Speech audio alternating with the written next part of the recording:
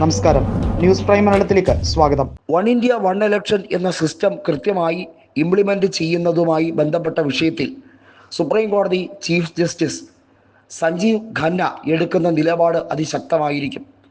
ഇന്ത്യയുടെ രാഷ്ട്രപതി ഒരു ഓർഡിനൻസായി ഈ വിഷയത്തെ BJP കൊണ്ടുവരികയാണെങ്കിൽ, ഒപ്പുവെച്ചാൽ അത് ഓർഡിനൻസ് കൃത്യമായും നിയമമായി മാറും. അത് നടപ്പിലാക്കാൻ ഇലക്ഷൻ കമ്മീഷൻ ബാധ്യസ്ഥമാകും. എന്നാൽ രാഷ്ട്രപതി ആ കാര്യത്തിൽ പ്രതിപക്ഷത്തിൻ്റെ കാര്യം കൂടി കേട്ടതിന് ശേഷമേ സ്വാഭാവികമായും അത് ഒപ്പുവെക്കാൻ സാധ്യതയുള്ളൂ.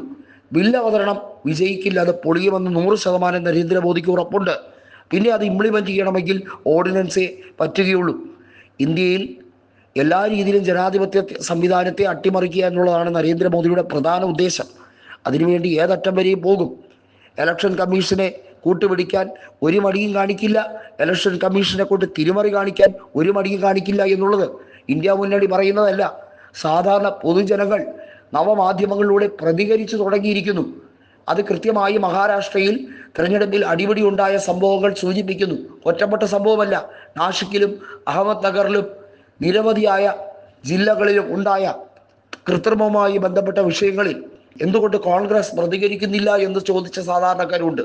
ഇന്ത്യ മുന്നണി എന്നാൽ കോൺഗ്രസിന്റെ നേതൃത്വത്തിൽ കൃത്യമായി പ്രതികരിക്കാൻ തുടങ്ങിയപ്പോൾ ഇലക്ഷൻ കമ്മീഷൻ ആദ്യം അതിനെ പുച്ഛഭാവത്തോടെയാണ് കണ്ടത്.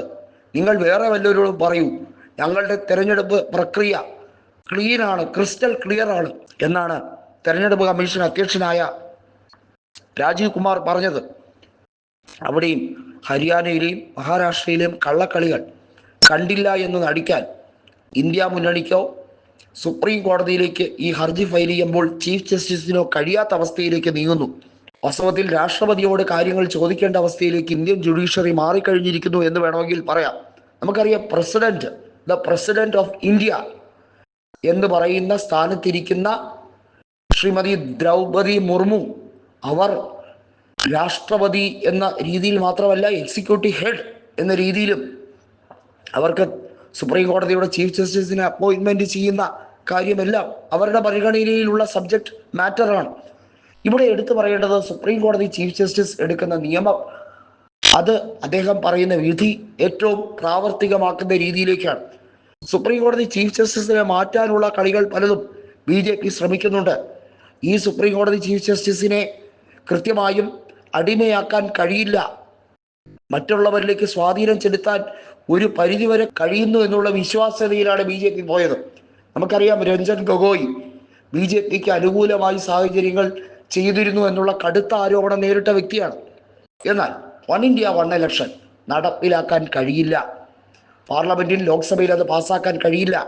പ്രതിപക്ഷ MPമാരുടെ വിശ്വാസ്യത അവരെ പിളർത്തി ഡിവൈഡ് ആൻഡ് റൂൾ ഭരണം കൊണ്ടുവന്നാലും അത് നടക്കില്ല എന്നുള്ളത് ഉറപ്പായപ്പോൾ പുതിയ കളികൾ കളിക്കുകയാണ്.